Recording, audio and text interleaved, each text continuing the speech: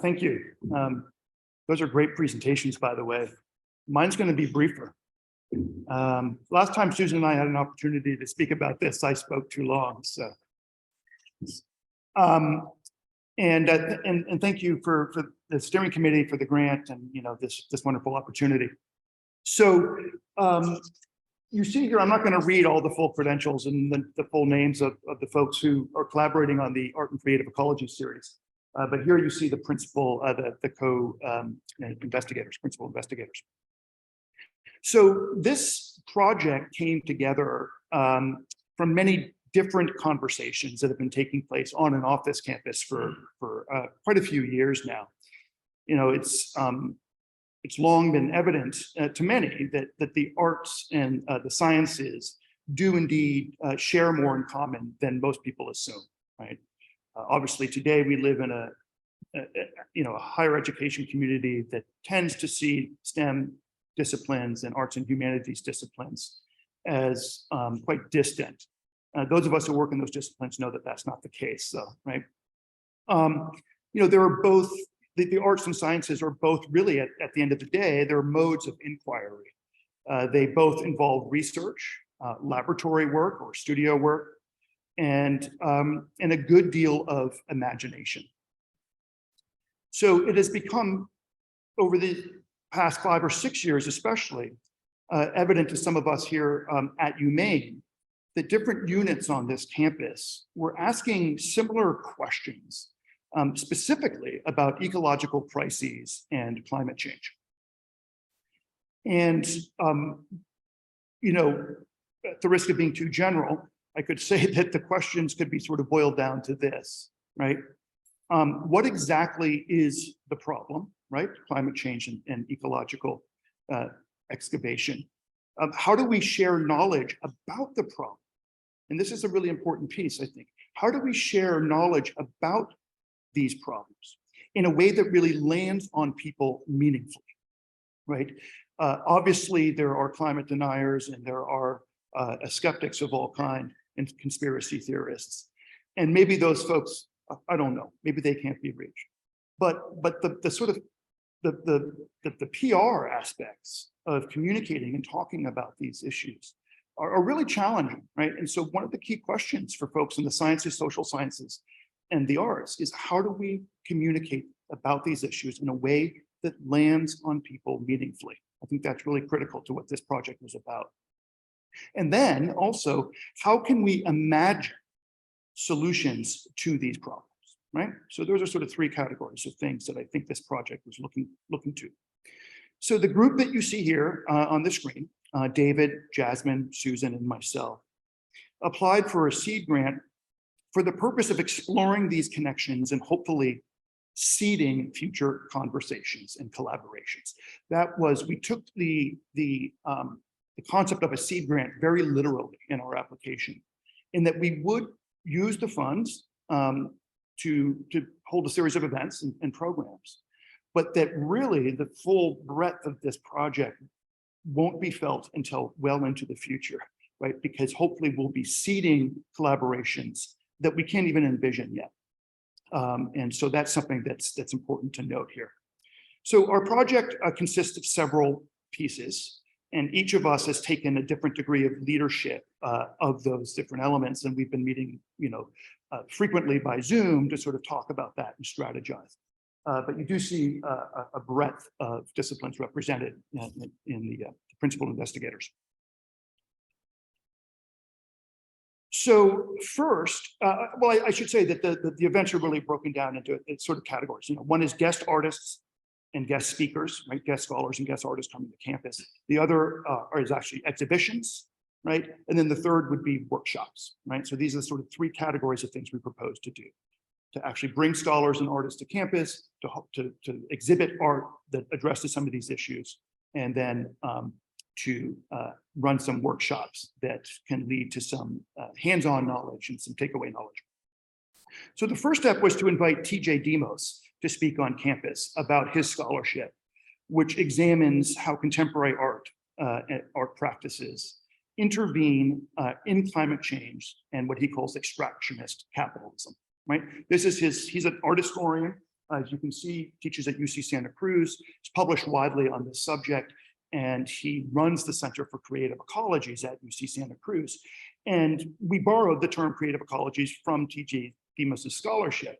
And so it only made sense that we would ask him as to be our first speaker, sort of lay some of the groundwork for these concepts. And so what we really, wanted him to do with his presentation was to help us think about the concept, to get to a better definition of what creative ecologies are. But also because the Center for Creative Ecologies is an interdisciplinary collaborative unit, how might we build something similar? Not in the short term, right? Hopefully in the future. So in very general terms, he defines creative ecologies as imaginative and innovative cultural practices that build new systems and ways of knowing across disciplines, across places, across histories and temporalities, and across discourses, right? So the purpose of creative ecologies is not to restate the problem or the crisis, climate change, right?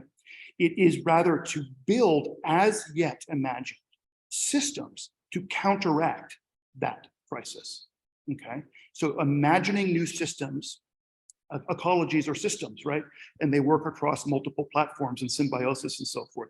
And so for Demos, a creative ecology is really imagining new kinds of systems, new collaborations across multiple kinds of epistemologies, of ways of knowing. And so what was really instrumental for us was that he could speak to us, that he spoke at the George Mitchell Center, so that it was associated with that unit as a participant in the grant. But also, very importantly, his talk was recorded and is available, for you to stream by visiting the George Mitchell Center Sustainability Talks. If anybody wants the link, I'll share it with you, but it's easy to find. And so you can see that talk recorded. I'll now speak quickly about two upcoming events that we are planning as part of the series, and then I'll turn it over to Susan to talk about some other pieces of the Art and Creative Ecology series. So first, on November 15th, we will be hosting a Zoom event featuring the Plant Contingent, which is a group of doctoral candidates at the Institute for Doctoral Studies in the Visual Arts, which is a low residency doctoral program based in Portland, Maine. And one of our adjunct instructors in the Department of Art, Sam Jones, I don't know if any of you know her, but she's a cherished member of our department. Sam is a doctoral candidate at the Institute for Doctoral Studies, and is a member of this plant contingent. So this piece was a bit more innovative and far out and is yet to happen, so it's a bit more unpredictable. But basically, the plant contingent will be speaking about their work and processes, which they describe as a collective of aesthetic and cultural entanglements, systems, ecologies, located across the United States and Ecuador, that inquire about the future of human life vis-a-vis plant life. Okay, so again, imagining a new sort of system and connectedness between human life and plant life. So what is cool about this is that it's taking place on Zoom, right? And the link will be available shortly. Again, this event's on November 15th. Is that participants are encouraged to bring with them to the Zoom a plant. And so that they can be invited to perform what they call plant thinking with as part of this presentation. So here you see the 4 members of the plant contingent who will be participating in this event. Sam, by the way, is on the lower left if you don't know her. So I think, the way that Sam has been talking about this is that it's really a way of when human thinking fails, right? At the point that human thinking fails, what other kind of thinking can we do, right? And that seems to be a question that is important to ask at this moment. And then finally, a part of this project that I'm actually most looking forward to is a workshop for graduate students. So graduate students will apply to participate in a workshop, and the graduate students will be drawn from the intermediate MFA and IPHD students, also from graduate students in the social sciences and the sciences who are working with our principal investigators. And the purpose of the workshop is really going to be, although we will give control of this workshop and ownership of it to the students, but the idea will be to explore how arts-based research and science-based research, right, can open up the research of the graduate students in the workshop. right? So some of them will be arts-based researchers, but are probably interested in the ways that science-based research can help them, and vice versa. So the idea, hopefully, is that we'll open up new terrain, right, and new kinds of lasting collaborations among these students. So again, really the spirit here is that we're trying to seed something that can go on into the future. I will admit that there have been some challenges, and then I'll turn it over. And some of the challenges are, we still are in a pandemic area, and this was an attendance, this project is really an attendance-based project. You can only recruit attendance at these events through promotion and PR. And if people don't come, we've had decent attendance, but I think it's been less than I would have hoped. And that's just a real challenge that happens, right? And then the other challenge is that all 4 of the people who are participants on this grant are chairs or directors of other units, which means that we're busy. And so, that's a real challenge is to maintain something like this and to build, really lasting collaboration. But I'm optimistic and hopeful. So, Susan.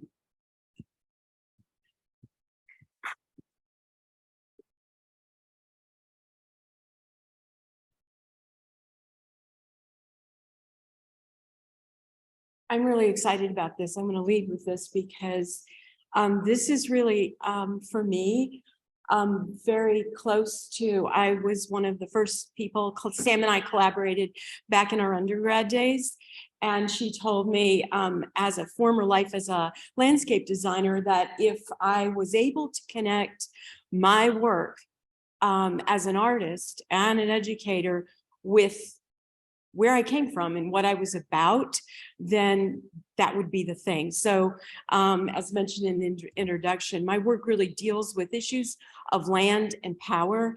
And so this idea of how we can collaborate with the more than human, how we can look at the world not just as a resource is really, really important to me. And I think that as we artists develop practices, especially in intermediate, the heart of what we do is to really look at practice-based research, art that comes from research, looking at other artists, looking at topics, and really examining that and let the work come out of that research. And in its title itself, Intermedia, it is all about creating hybrid practices. So this is really dear to my heart, this grant. So I'm really appreciative of the opportunity to work with the people on this particular grant and have the whole opportunity the VP's office has provided with us for us. So when we're talking about art and science, and as Justin talked about challenges, I've experienced that firsthand. I talk a lot about how can art work as more than window dressing for the science? How can true collaborations be formed? And I think that's really at the heart of some of what this series of lectures is about, is exploring how to collaborate. And so this particular image here is from the exhibit that's right now in Lord Hall. I just finished my gig as the interim director of Lord Hall Gallery. And the exhibition now that runs through the end of the month, Bright Fathoms, it's a collaboration. And what's I think really unique about this is a lot of times as artists, we're invited to work in the realm of the science, watch the science happening. I'm working right now with the PFAS researchers. And this one is great because it goes both ways and has that reciprocity. Bright Fathoms is the work on the left of artist Michael Droge. Michael works at Bates College, Farmington as well, teaches, and the Maine College of Art. And the work on the right is research done by Beth Orcutt, a marine science researcher. And so what they really were able to do was visit the studio, visit the lab, and it talks about, a lot like TJ Demos, extractivist colonial processes. For this in particular, it's deep sea mining. So in the gallery, we're running the audio and the video track for the work being done currently from Bigelow Labs, and a lot of the processes examining the effects of mining, deep sea mining, on climate and species. And so Michael took those images and really translated that into, I mean, when you look at these, you can see the mystery, you could see the deep, you could see a lot of not a literal interpretation, but the influence of the work that the scientists were doing. And so I think that another thing worthy mentioning for this is that the gallery talk that we had in September was really wonderful because it really brought in folks from communications and journalism. We had IPHD students, MFA students, studio art students, art history students, art education students. I'm probably missing some. And students really were, the dialogue was different. They were asking questions about the science, asking questions about the art, communication students. There were a couple of them were also painters. And so it really showed just that kind of reciprocity that can happen. And then more recently, we invited as part of this grant, Aviva Romani. Aviva Romani spends her time, divides it between Lower Manhattan and Vinyl Haven. And she is a premier artist working. She has a degree in physics, a degree in art. She's an eco-feminist. So she's looking at climate and environment and public policy through a feminist lens. And so she was one of a visiting artists previously, virtually during the pandemic. And through the funding of this grant, we were able to actually bring her to campus. And she did a presentation on a Thursday night. And the next day, Friday, we had this workshop here at IMRC.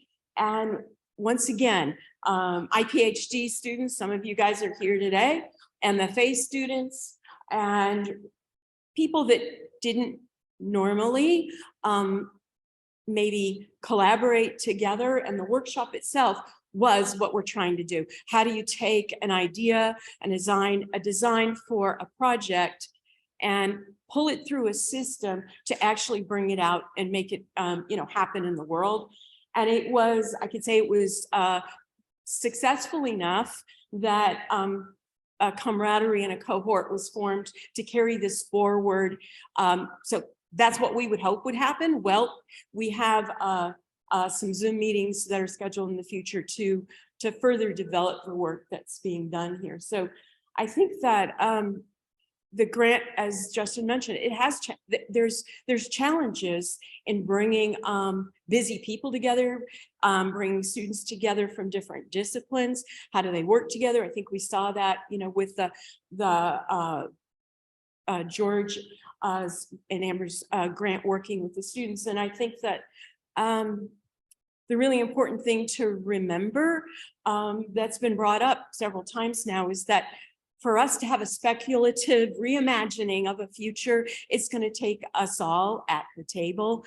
And the beauty of what can happen, we can do that. So thanks so much to the UMaine Arts Initiative for having the foresight to start to bring us all together, because even in the steering committee meetings and things, I've been able to connect with people I wouldn't already have met. So thank you so much.